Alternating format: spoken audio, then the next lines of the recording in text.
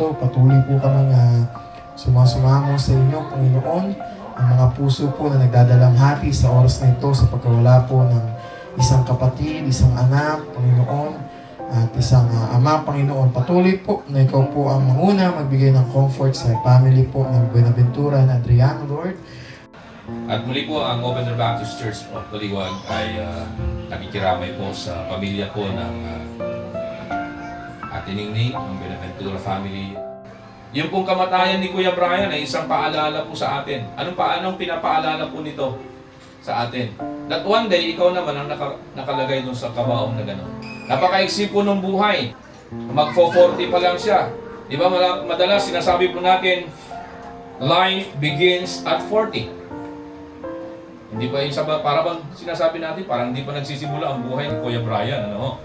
Kasi magfo-40 pa lang siya next month. And ang sabi po ng Hebreo, it is appointed unto man once to die, and after this is the judgment. Lahat po tayo mayroong appointment pagdating po sa kamatayan.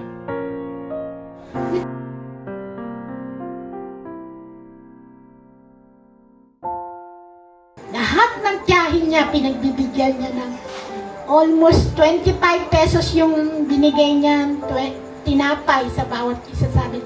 Yan, nagbibigay lang kasi yan, pandisa lang, pero ititawinin niya, pandisa lang. Pero hindi siya nagbibigay ng bukod-bukod. Kaya ako nagtakay, sabi ko, ano nakain ito? Binigyan kami. Ala naman sa isip ko na mamamaalam, ganun-ganun eh. Wala. Nasa Maynila ako, nalagaan ko yan. Sanggol pa lang yan, pinag-aalaga na ako niya. Dalaga pa ako. Nung nabalitaan ko na ganun nga nangyari, na si Brian daw ay matigas na. Tutan may ka dun. Nasa labas ako, hindi ko malaman kung babalik ako, kung paulong-sulong ako. Pero ang umuulan ng malakas, sabi ko kay Dino, taka na, tignan natin. Nakita ko siya, nag-iiyak na ako. Ganun, sabi ko lang. Napakasakit na makita mong ganun yung pamangkin niya. Si Kuya Brian yung tao na pag in-invite mo siya, kahit hating gabi, pupunta yan. Hindi ka hihindihan ni Kuya Brian. Oo, kahit mag-isa lang siya, pupunta siya doon. Sasadsad siya. Pero pinaka na-appreciate ko yung respeto niya kay Mama. Sa sobrang respeto niya, hindi niya kayang murahin.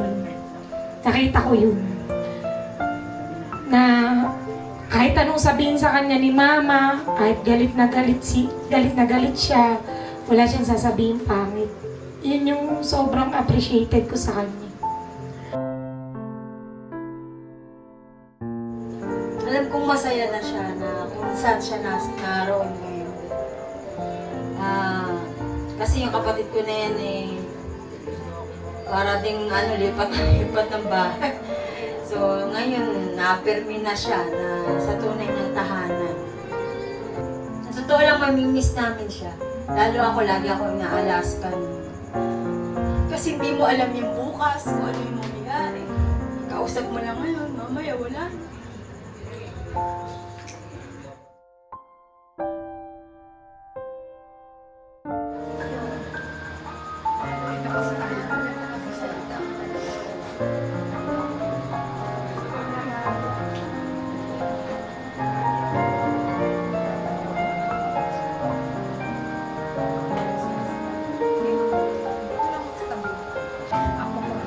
Ako po yung pangalawang anak ni Papa. Kailan po na bumabawi siya sa akin, tsaka po siya naman. Nung nakaraang linggo po ayun na po pala yung last na pag-uusap namin. Salamat, Brian, kasi meron akong apo na katulad nung matigas ang itong last na linggo, tumawag siya sa akin, lagi niyang sinasabi, Grace, dahil nga may sakit ako, mag-ingat ka, ingatan mo si Apo. Yun na pala yung huli na habili niya sa akin sa anak. Ngayon pa man, ala ng lahat na yon dahil sa anak namin.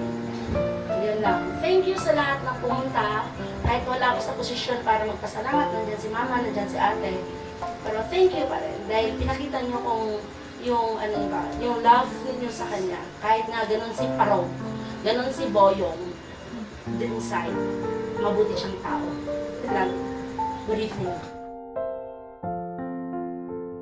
Noong pong nakaraang gabi, kasi walang tao eh.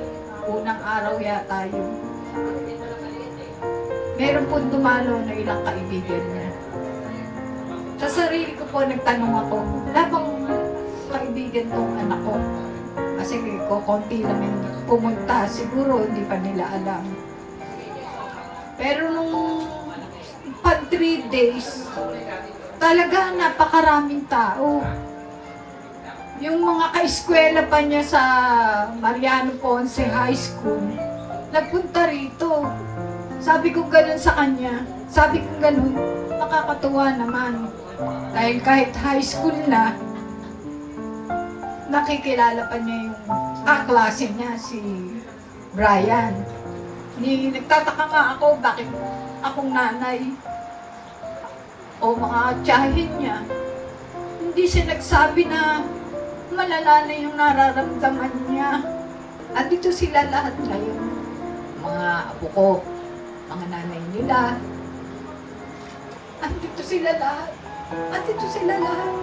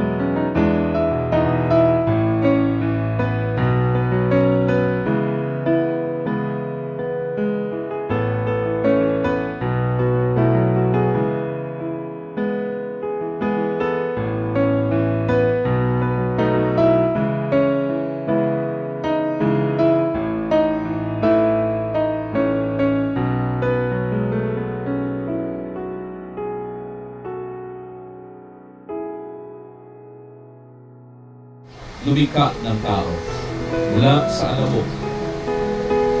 At pagkaraan daw ni iyong hininga ang buhay at ang kaluluwa na buhay. O dakila namin Diyos sa aming Ama, kinikilala rin po namin na ikaw ang nagbibigay, ikaw din ang nag-aabis.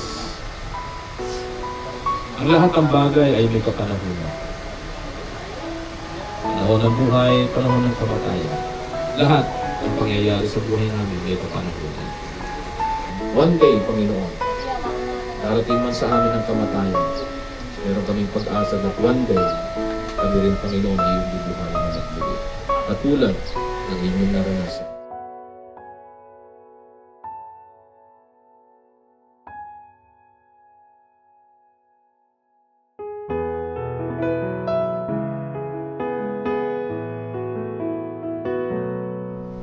Morning po sa inyo lahat. Sa lahat po ng aking kamag-anak, kaibigan ni Brian.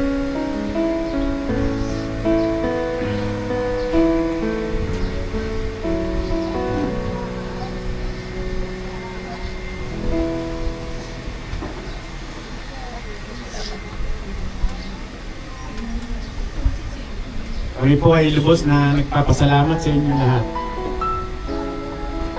Hindi iniwanan si Brian sa kanyang ibig. Maraming salamat sa inyo. Sa mga kasama niya, maraming salamat sa inyo.